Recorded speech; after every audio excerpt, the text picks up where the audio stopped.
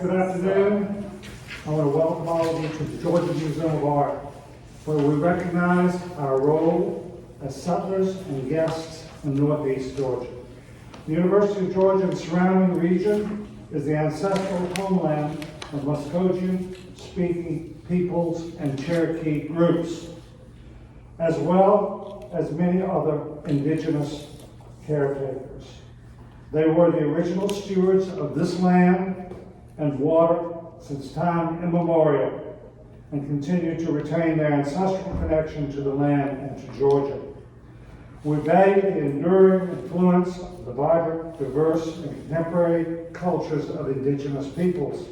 We are conscious of the role of colonization that museums have played. We choose to hold ourselves accountable to appropriate conversation, representation, connection, and education to facilitate a space of measurable change. Today, for example, we have the privilege of a discussion centered on the exhibition Collective Impressions, Modern Native American Printmakers, here at the museum through January the 30th, 2022. We are pleased to welcome our speakers, who will join our curator, Jeffrey Richmond-Moll, in a roundtable discussion of Indigenous poetry and art making. Jeff will introduce our discussants and join me and you in this celebration of a partnership between the Georgia Museum of Art and the Department of English at the University of Georgia. Jeff.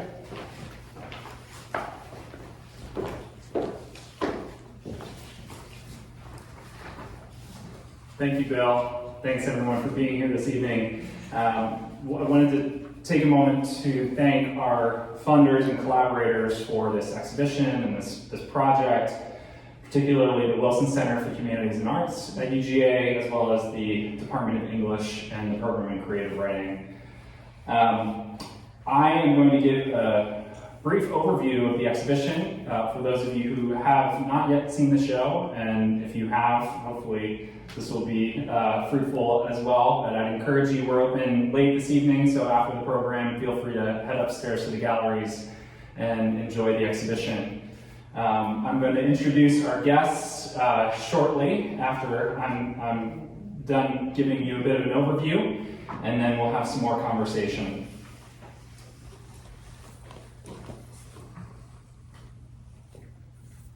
So Collective Impressions examines the individuals, communities, and institutions central to elevating printmaking as a practice among Indigenous artists since the mid-20th century. The exhibition groups objects around concepts of ritual, gender, humor, power, dispossession, and exile, and memory, among others. And these themes are especially well suited to a paper-based medium like printmaking. As the Choctaw Chickasaw art historian Heather Atone notes, Native printmakers took up paper, the material that Western legal culture used to dispossess tribes of rights, lands, and languages, and used it as a means of survivance, to sustain Indigenous stories and renounce narratives of domination or tragedy. Among the earliest Indigenous artists to engage with this medium was Awatsira, and so let's go back in time to 1932. That year, the U.S. Pavilion at the Venice Biennale featured a collection of watercolors by Native American artists. Native American art was also in the air in France, where publisher C. Svedzicki released the second of 6 portfolios of modern Native American art. The portfolio included a pochoir print of Awatsira's Great Winter Hunters. These and other international exhibitions and portfolios demonstrated an intense worldwide interest in Native North American art beginning in the late 1920s. Many of these portfolios were produced and circulated, though, without the direct involvement of Indigenous artists, and foregrounded settler perceptions of so-called authentic Indigenous art. Since colonial contact, Native American artists have had to consider how much of their ancestral knowledge and culture to disclose to outside audiences. And in this print, Sira controls our knowledge of Pueblo culture by withholding certain visual elements. He includes no background and no orientation. And in another act of misdirection, he encourages white audiences to interpret the dance pictured as a secret, sacred ceremony. In reality, it was a social event accessible to people outside the community. This kind of visual silencing and coding influenced other Indigenous artists as paper-based media gained popularity. And within a few decades, Native artists seized agency in their artistic process by embracing printmaking as a vehicle for creating and distributing avant-garde Indigenous art. At the University of Oklahoma, for example, artists like Oscar Howe received training in lithography. Howe's work shows the conceptual value for Indigenous artists of printing techniques. Processes like layering, reduction, and separation paralleled artists' efforts to conceal, transform, or filter traditional knowledge and imagery. For example, Howe used the layering process of lithography to mask information. Who is fighting? Why? What is the larger context for this battle? Is this combat real, or is it a performance? Howe became well known for his ability also to turn recognizable aspects of Native culture and ritual into rhythmic, whirling semi-abstractions. As interest in lithography surged, a new group of more satirical and humorous artists would emerge, including Fritz Shoulder and T.C. Cannon. Shoulder often repurposed historical images to critique stereotypical portrayals and subvert popular myths of Native American culture. For example, Adam Clark Vroman's 1899 photograph of a Zuni dance ceremony formed the basis for Shoulder's Dancers at Zuni print. An Indian portrait in Roma recalls earlier photographic portraits of native sitters, many of them by European photographers. These images circulated widely in the US and abroad during the 19th and early 20th century. But Shoulder subverts the stereotypes of these portraits by inverting the photograph's colors and creating confrontational compositions. The large size of the print, the figure is over life size, amplifies the sitter's astute gaze. Shoulder produced this print at RC Editrice, which was home to the world's largest etching press at the time in Rome, Italy. The tree medallion around the sitter's neck here points to earlier generations of Native American leaders who advocated for tribal sovereignty through diplomatic negotiations in Europe and the US. Shoulder's inclusion of the medal suggests perhaps how international artistic residencies offered a new form of global diplomacy. Shoulder established the printmaking program at the Institute of American Indian Arts in the early 1960s. He then worked at the Tamarind Institute, one of the most significant collaborative printmaking studios in the Southwest. Tamarind has hosted several other printmakers in this exhibition, including Dan Dominga and Joan Quickasey Smith. And Smith offers poignant tongue-in-cheek commentaries in her work that realign historic and existing power dynamics. The rabbit in her Earth People and the coyote in Harry Fonseca's Rose and the Rez Sisters both assert the continued vitality and sovereignty of Indigenous peoples, challenging American society's continued erasure of Native history and culture. Among the themes I've mentioned the show addresses, we might look first to the work of Virginia Stroud, Kay Walkingstick, and America Meredith. Their prints provide visual reminders of the power and contributions of Indigenous women. In particular, these artists emphasize the enduring impact of women's work in preserving Indigenous culture amid communal dislocation. As Stroud states, Native American women's roles as caretaker, nurturer, gatherer, and spiritual instructor remain the same, handed down from one generation of daughters to another. I draw exclusively on that theme. By taking everyday personal events with my children, sisters, and friends, I place traditional clothing on my subjects, and the viewer is transported back in time. Or are they? Printmaking is a collaborative and communal endeavor, and this resonates with Native principles of reciprocity, cross-cultural exchange, and the intergenerational passing of artistic knowledge. Printmaking has also offered a bridge to community, autonomy, and self-determination. One way that this exhibition emphasizes exchange and collaboration is by pointing to links between printmaking and oral and transcribed histories. Rick Bartow's Once in a Life demonstrates the long-standing connections between oral and visual storytelling in Indigenous culture. Words by the Pulitzer Prize-winning Kiowa novelist N. Scott Momaday appear alongside Bartow's lino cut. Together, the text and image emphasize the interconnectedness of animals, humans, and the earth. As Bartow once said, "I'm just an artist that thinks that people and animals share the same bed. If the bed isn't comfortable for the animals, it's not going to be comfortable for us for long." The power and dignity of the black bear and the fragility of the upturned unborn child express Momaday's call for the harmony among creatures and mindful care for the earth. Also pivotal to the advancement of Indigenous printmaking are contemporary print workshops like Tamarind, as I mentioned, and Crow's Shadow Institute of the Arts.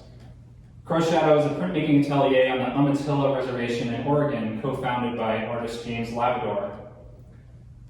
Many of these institutions, like Crow's Shadow, continue to use printmaking to bring together artists of diverse cultural backgrounds, cultivate new generations of Indigenous artists, and promote a vision for cultural resistance and persistence. Finally, Collective Impressions features a large number of Cherokee, Muscogee, and Yuchi artists, including Yadika Star Fields, Bobby C. Martin, America Meredith, Kay Walking Stick, and Richard Ray Whitman. Their works address history, memory, and belonging. Martin's works reflect on the politics, data, and artistic qualities of maps and mapping. Here he layers two separate maps of Kansas atop one another, the 1950s Rand McNally road map and an 1836 map of tribal peoples removed to this region. The historical map includes the phrase, "Emigrant Indians." Martin underscores the irony of a U.S. government document that describes Native peoples as emigres, as if they had any choice in their dispossession. He also includes figures from a photograph that his mother took in the early 1950s while a student at Haskell Technical Institute, now Indian Nations University in Lawrence, Kansas. At center, that year's homecoming king and queen appear in full regalia. But what and where is this home of the homecoming? With his references to land, surveying, homecoming, and emigration, Martin uses wit and humor to address Indigenous histories of forced removal. Given that our university stands on the ancestral homelands of the Cherokee, Muscogee, and Yuchi, among other Indigenous peoples, this exhibition is a crucial opportunity for the Georgia Museum of Art to reevaluate its collection, the broader art historical canon, and the institution's relationships with Indigenous communities. Through exhibitions like this one and the Native American Poetry Project that accompanies it, the museum commits to placing Indigenous artists, writers, and scholars firmly within its mission to preserve, exhibit, interpret, and collect the history of art. By acknowledging, listening to, and acting on the past and present contributions of Indigenous peoples, we seek to be an equitable partner with and supporter of Native artists and communities in that process. So now I want to welcome our guests to the stage, and I'm going to introduce them all at once and then ask them to come up and sit at the table here. So first, LeAnne Howe is the Eidson Distinguished Professor of American Literature and Interim Director of the Institute of Native American Studies at the University of Georgia. She's the Executive Associate Editor, along with Executive Editor of U.S. Poet Laureate Joy Harjo, and Managing Editor Jennifer Elise Forester of When the Light of the World Was Subdued, Our Songs Came Through, a Norton Anthology of Native Nations Poetry. You can get a copy in the gift shop after the talk. This landmark anthology covers 2 centuries of Native poetry by 160 Native poets. She also co-produced and co-wrote a new film documentary, Searching for Sequoia, about the life and disappearance of Sequoia, creator of the Cherokee syllabary in 1841. Stay tuned this month for that, right? Next, we have Christine Lasek-White, who is the Assistant Director of the Creative Writing Program at the University of Georgia. Her collection of short stories, Love Letters to Michigan, was published in 2016, and her work has also appeared in 1111, another Chicago magazine, Natural Bridge, and elsewhere. Also joining us are 2 PhD candidates in the program in creative writing. Nathan Dixon, a PhD candidate in the English department focusing on creative writing and modern American literature. Nathan's academic and critical work has appeared in a variety of journals, and his interests lie in 19th and 20th century regional modernisms. Indigenous literature and discourses between the American and the global South. And then finally, Hannah V. Warren, a doctoral student at the University of Georgia, where she studies poetry and speculative narratives. Hannah's chapbook, Reconstruction of the Necromancer, won Sunrise Publications' 2019 contest, and her works have haunted or will soon appear in Passages North, The Pinch, and Fairy Tale Review, among others. You can tell a creative writing bio when you read one. That's great. So I'm going to welcome the four of you up to the stage. Thank you so much for being here, and let's give them a round of applause.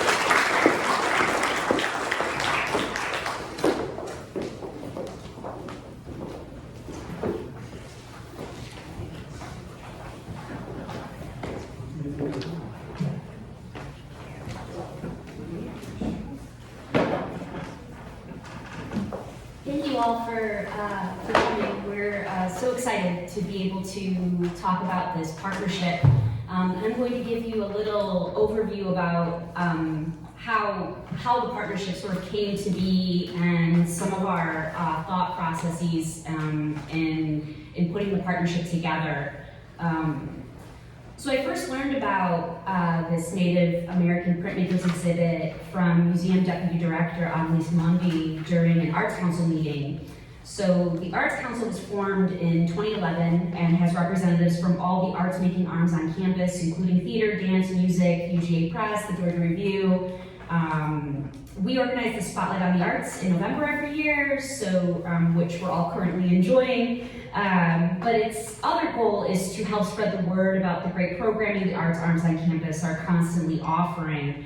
UGA is a big place, y'all, and it's easy to get siloed. So the second I heard that this Native American Printmakers exhibit was coming to the museum, I knew I had to tell LeAnne.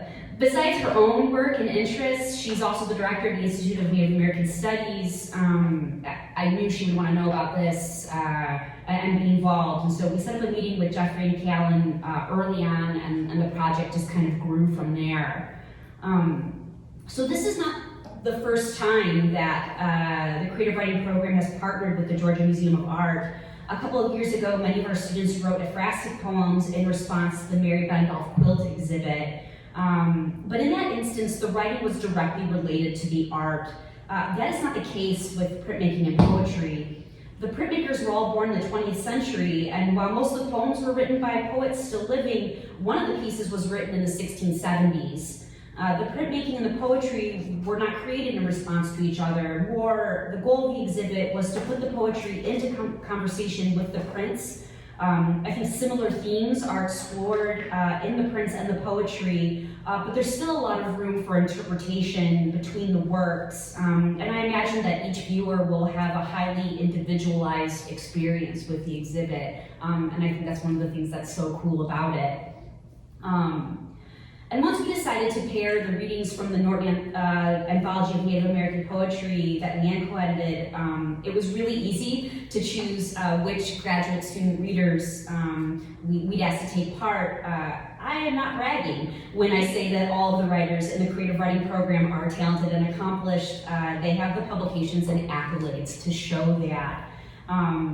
But being a good writer doesn't necessarily mean you're a good performer. However, when you listen to the writers reading the pieces from the anthology, you can hear how performative they are. And you're going to get a chance to catch a bit of the live show today. But if given the opportunity to hear any of these writers read their own work, take it, because it's an amazing experience. So thank you again for being here.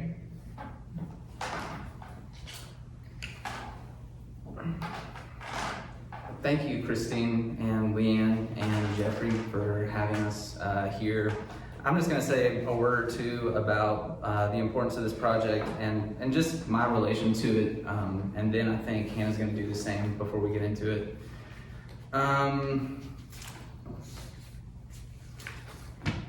So over the years, especially while at UGA, my teaching, my creative writing, my academic work, my public engagement, and my overall sense of political self have basically been established essentially in seeking efforts to reclaim history from colonial narratives, particularly in the American Southeast. My collaborations with LeAnne best illustrate this work. From 2019 to 20, we curated a feature for the Georgia Review, which brought together the work of various Indigenous artists and scholars to combat the still persistent narrative of Native erasure in the South. In addition to our own contributions to the dossier, LeAnne and I solicited, edited, and designed the GR feature, which includes collages, maps, timelines, and a plethora of textual variations. The spring 2020 census issue in which the dossier appears has been widely marketed to college classrooms, both locally and globally, as a teaching aid, and you can still pick it up for like $10 from the Georgia Review's website. Just plugging away up here. As a classroom instructor myself, I teach my students that they have the power to be creators, the power that is to consciously engage the world and transform it. I figure creative nonfiction broadly across a wide range of media to show my students how they have been participating in cultural conversations long before they ever came to college, and prompting them to think about how they will continue to participate both during and after their college careers. When I foreground how we know what we know and the limitations implied by the types of media we consume, I find that students eagerly pursue what is at stake for themselves in a world glutted with so-called news. Learning to contextualize the information we encounter is essentially a practice of close reading, and every class I've ever taught has been focused on research in order to uncover place. So this exhibit is an extension of this media, and if I was teaching a class right now, I would definitely have them come down and look at the exhibit. It's cross-disciplinary, which I think we need to see more of in the school, in which I think the Spotlight on the Arts really highlights. So one interesting thing about the exhibit, before I pass the mic off to Hannah, I think, as Jeffrey Moll mentioned, Richmond-Moll, my bad, is that, the prints take place on paper, the material that Western legal culture used to dispossess tribes of rights, lands, and languages. But it's also interesting that on this paper we have impressions, not copies. I don't have an extensive background in printmaking. I practiced with Paul Cunningham once upon a time. But they're not copies, they're individual, they're impressions, right? So I think we can think about the prints as analogous to oral storytelling, where there are certainly correct ways to tell a story, but where every story simultaneously, every telling is slightly different.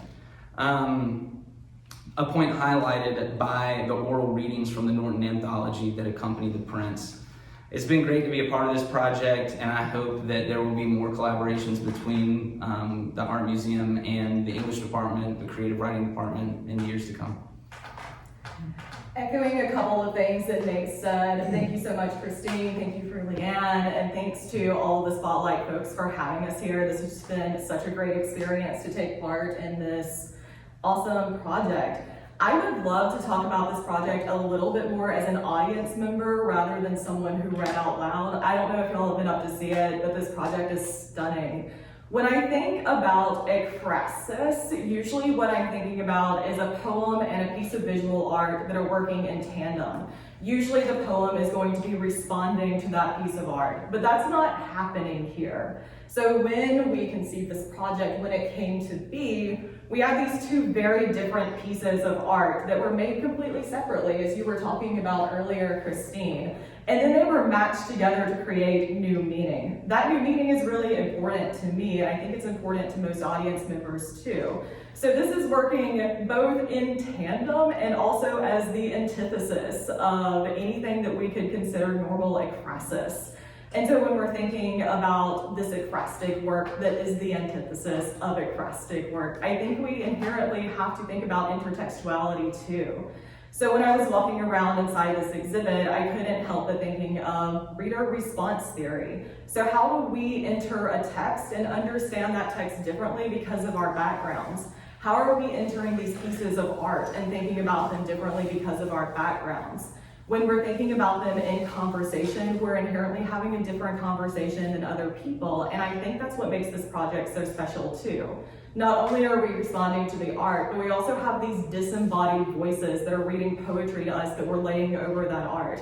A lot of these prints are overlays anyway. It's pieces and pieces laid upon each other, and then you have poetry on top of it. These conversations are endless, and I'm really looking forward to the continued conversations we continuously have because of them. Thank you. I'm so delighted to be here. I think my job on this panel is talking a little bit about the Norton Anthology and how we decided to put it together. So Joy and I and the larger team met later, but she and I met a couple of times and talked about it endlessly over the phone, or we Zoomed. The manuscript we began with was massive, and we could have created 3-4 volumes of work just out of Native poetry, and the earlier the poetry, to both of us, I think, the more interesting. And that initial gathering of words was really began a discussion on how do we pare this down to the book. Well, one of you hold it up, that we have today. It's large. It's organized by region, therefore by tribes in that region that came together to proudly pull this book together. So we met in teams. We met in New Mexico and Santa Fe, where the teams came together to work and pull and pare down. And then we met in Atlanta and continued to pare down this work from the hundreds of pages of poetry. And it was really difficult because in the last edit, we knew we had a page length from Norton that would not accept any more space, and so we had to get it down to the size that it is today. So there was a lot, I feel, left out, and we encouraged the teams from the region to think about publishing the work that they came and looked at, and it was ultimately decided by teams from the Northeast, coming out of tribes from the Oneida, for instance, and the Six Nations. What is it that you want to see in this volume? And we went and went through that space. Matt, are you here? Are you here? Matt, and I'm very proud that he was able to come with us. And he came to Santa Fe with us to work on piecing these things together. And so we had a lot of help from graduate students, Joy's graduate students. One of my graduate students also came, like I said, to Santa Fe, and we worked on this nonstop to try and pull these voices together. And I think we did the best job that we could at the time. We also encouraged our collaborators from the region, from those people from the New Mexico, Arizona region, those from California, to continue this work and continue excavating, because this job was also a job of excavating work from newspapers where these early poems ran. And they did run from the tribes themselves and their archives. It was a labor of love, and I am eternally grateful to the people who worked in this project. And so the book is really for everyone. I don't even think that I'm comfortable thinking of it as a Native American project. I'm more comfortable with it as a project that locates the first people and first peoples in our region, whose words spoke of the things that they were very uniquely qualified to speak on. That is the land. The land is first, the land is our mother, the land created us to be able to speak of her, and they do.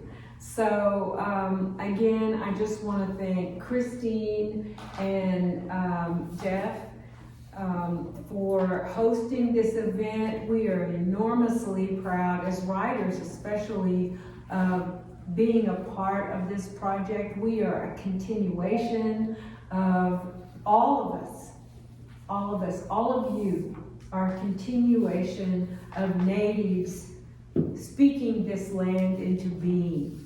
And we are that continuation, and that really makes me feel very happy about this work and the work that we will continue, all of us, everyone who is a writer, everyone who's a teacher, everyone who has thought of and looked around at the land that birthed you.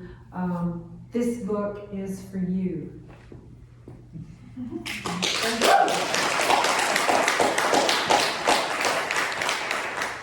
as part of the project, the book is massive, and we had to make decisions about which pieces we included, and so there are 6 poems that are included, and LeAnne's going to talk a little bit about sort of her thought process for choosing the poems that she did, and then we'll also get to hear them recited by Nathan and Hannah. Oh dear, I'm not sure I did my homework, but we are first going to hear from Eleazar's Elegy for Thomas Thacker, I believe. Yeah, those are, we're only going to hear the 2 poems that were read by Nathan and Hannah, but the 6 pieces are all, you can be able to hear them all in the exhibit upstairs.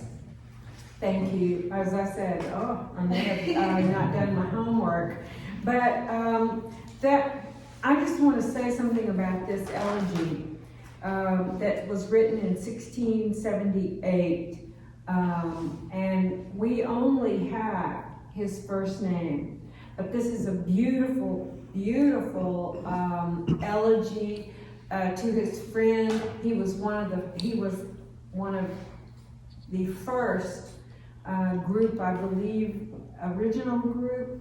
It may say so in the text. It's either 18 or 13 students who came to Harvard and at Harvard College. Unfortunately, they all died. They weren't used to eating the food. They caught things like the measles and other diseases. Smallpox is one, so they were a success, but not much of a success in those early years. And so, for instance, Eleazar has a monument to him that the Native students collected funds and put in Harvard Square. So that's something that we all think a lot of. So of course his elegy had to be in this collection. Joy Harjo, She Had Some Horses, is a classic. It's read by Aviva Kasawaski and paired with Virginia Stroud's painting. I think that those energies just sort of vibrate as you look at them and then hear the words, she had some horses. Linda Hogan's The History of Fire is going to be read by Hannah, and it's paired with Richard Whitman, and then Mike McClellan, are you here? He's not.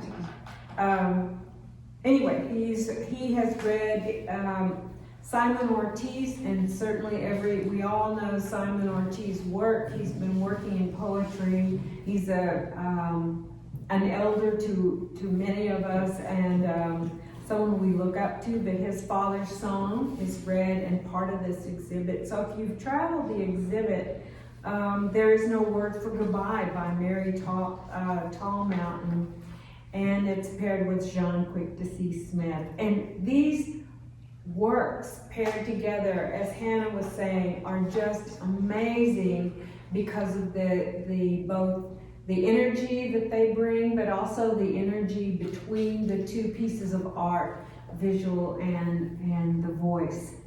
That's it. Thank you. Yeah. So I'm going to read The History of Fire by Linda Hogan, which is an intergenerational family history represented by depictions of flame and its aftermath. The History of Fire. My mother is a fire beneath stone. My father, lava. My grandmother is a match. My sister, straw. Grandfather is kindling, like trees of the world. My brothers are gunpowder, and I am smoke with gray hair, ash with black fingers and palms. I am wind for the fire. My dear one is a jar of burned bones I have saved. This is where our living goes, and still we breathe. And even the dry grass with sun and lightning above it has no choice but to grow and then lie down with no other end in sight. Air is between these words, fanning the flame. Thank you. And LeAnne didn't talk about her own poem, but I'm going to read it. It's paired with Jane Quick to See Smith's piece upstairs called Earth People, which she did in 2011. So this is LeAnne's poem. It's called Noble Savage Sees a Therapist. Noble Savage. She's too intense for me, and I feel nothing. No emotion. In fact, I'm all females. I even lost my lust for attacking white chicks. Pause. Therapist. He writes furiously on a yellow pad, but says nothing. Noble Savage. People expect me to be strong, wise, stoic, without guilt. A man capable of a few symbolic acts. Oh, is that what I'm supposed to say? Therapist. He continues writing. Noble Savage. I don't feel like maiming, scalping, burning wagon trains. I'm developing hemorrhoids from riding my horse bareback. It's an impossible role. The truth is, I'm conflicted. I don't know who I am. What should I do, Doc? Therapist. I'm afraid we've run out of time. Let's take this up during our next visit.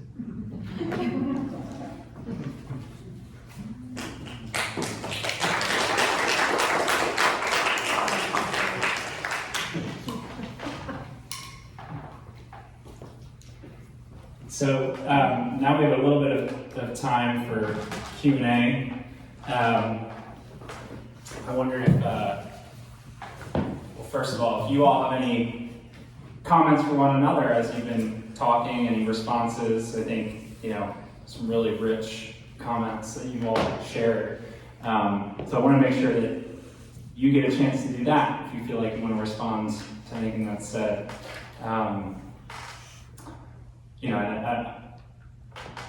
Maybe you thought of this, but I didn't realize until seeing it on the screen that Fritz Scholder was making his Indian portrait in Roma in 1978, 300 years exactly after that poem was written. So just an amazing sort of convergence.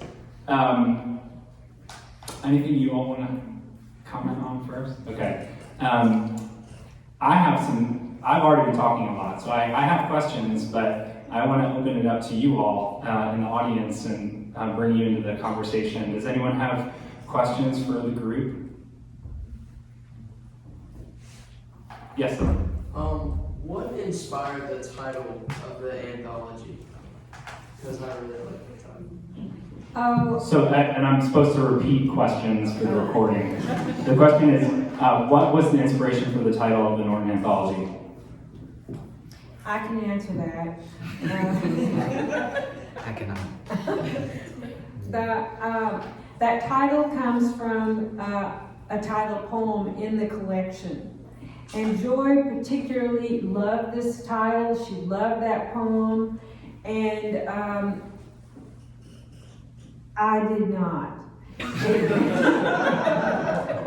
I thought, can't we just do something simple like call it native poetry and be done with that? Which I thought she was going to strangle me.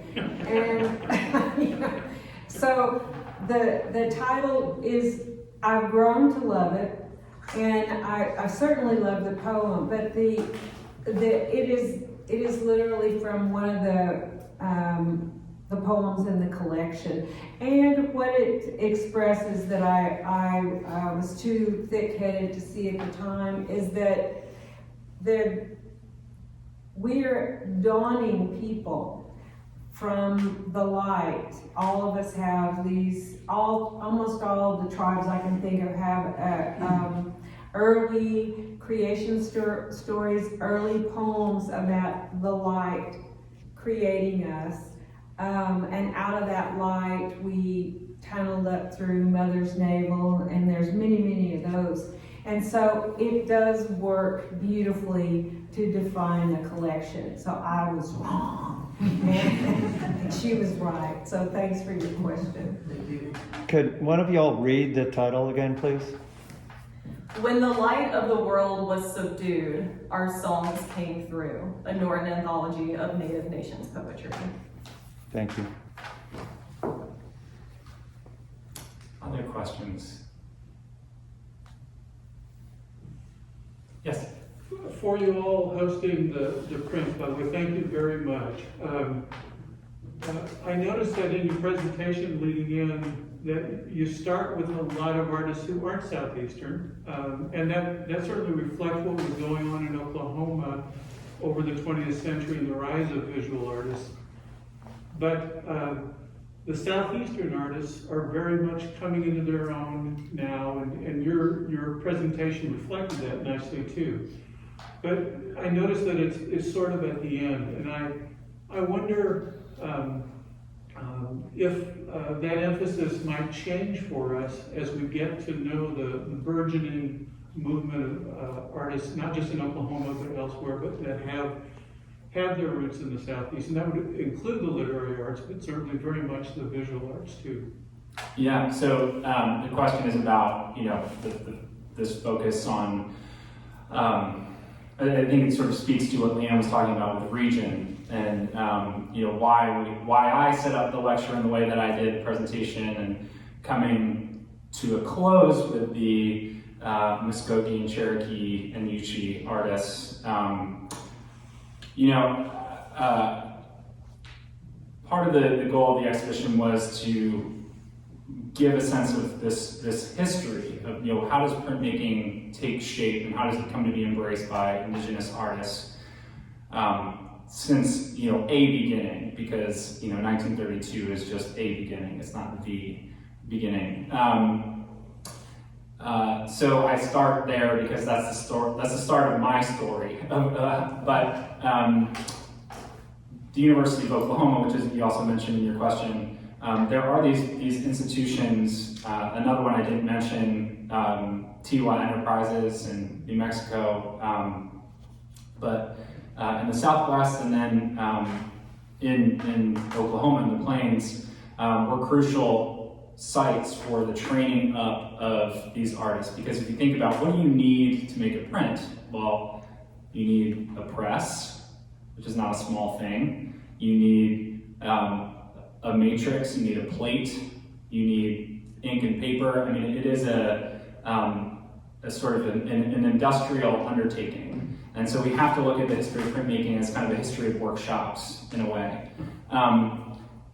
But really, I mean, if we think about, because really the University of Oklahoma was so pivotal, as was places like Philbrook and Philbrook Annual, which is in Tulsa, the artists who were, Oscar Howe being one of them, but there are many others, the artists who were in Oklahoma, you know, think about where they came from. There were people who were dispossessed, some of them from the Southeast. Yadika Fields, whose work is in the show, is based in Oklahoma, in Tulsa, but he is Muscogee, Cherokee, and Osage.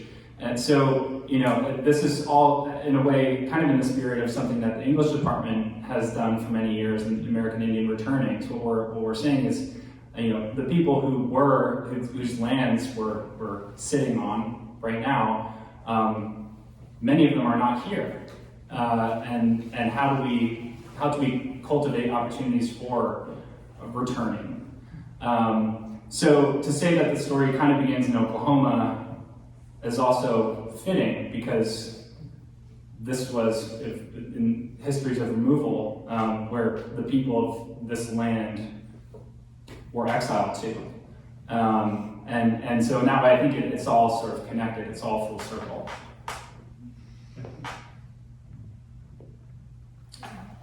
Oh, yeah. I guess kind of jumping off Jim's question there, I mean, a lot of the Oklahoma collection is great, but it's almost by chance that they came into that. James Belak decided to donate a private collection of like 50 years to Oklahoma.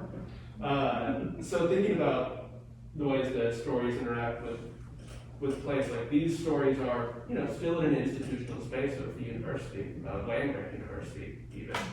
And I wonder how artists who, you said printmaking takes a class and all of these, like, once again, sort of institutional things, how artists who do these kind of work, like Stephen Paul Judd, Choctaw artists, or Bunky Echo Pawnee artists, use the same kind of printmaking techniques, but in a digital space, and how that changes the sort of stories that we interact with. I know that's not an easy. That's not an easy question to repeat. But yeah, the question in part is about, you know, the prints in the show being from an institutional context, And a private but coming to the University of Oklahoma's collection through really two private donors. There are works that we borrowed directly from Crow Shadow. There are works we borrowed directly from the artists themselves. And, you know, I really feel like I need to honor the work of Heather Ottone, specifically, who I mentioned, who was a curator at the Fred Jones Museum and who did an exhibition from these collections previously, which was really an inspiration for me to think more about Native American printmaking. Yeah, but I don't want to just be the only one talking. Does anyone have any comments about? I mean, I guess. I wonder if we can say something more about layering here. So thinking about the institution as yet another layer that goes on top of this art. So seeing the art pieces inside UGA's art museum, the Georgia Museum of Art, absolutely adds another layer to our understanding. And it might not be everyone's understanding, but if you know where that art comes from, if you know that people involved in this project are involved in the institution, whether good or bad, that gives us another layer of meaning we have to put behind that work.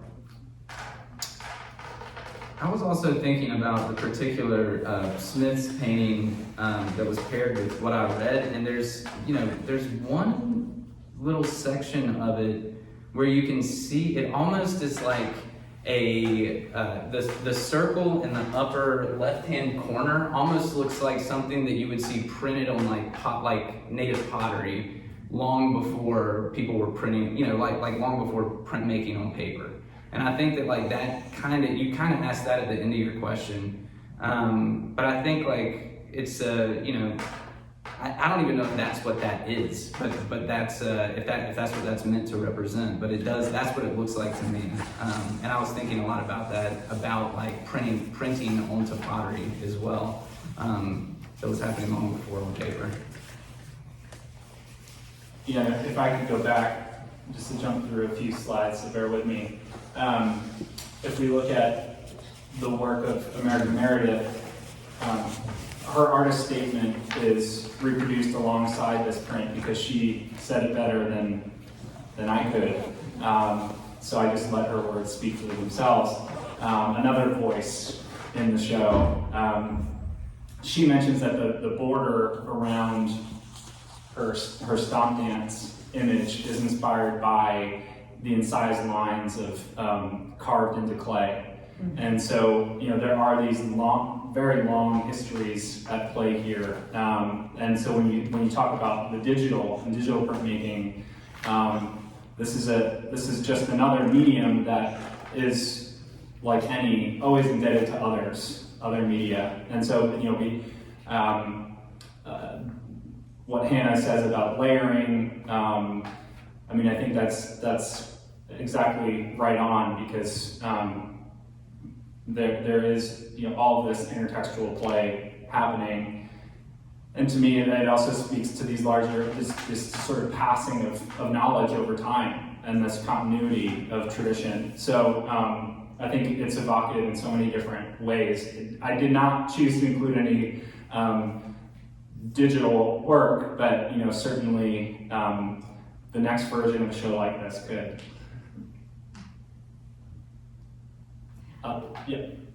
I was just going to say, I think it's important to remember that Native people, whether you're a printmaker or a visual artist, or you're choosing oil versus pencil or pencils, I think it's important to realize that Native people, by and large,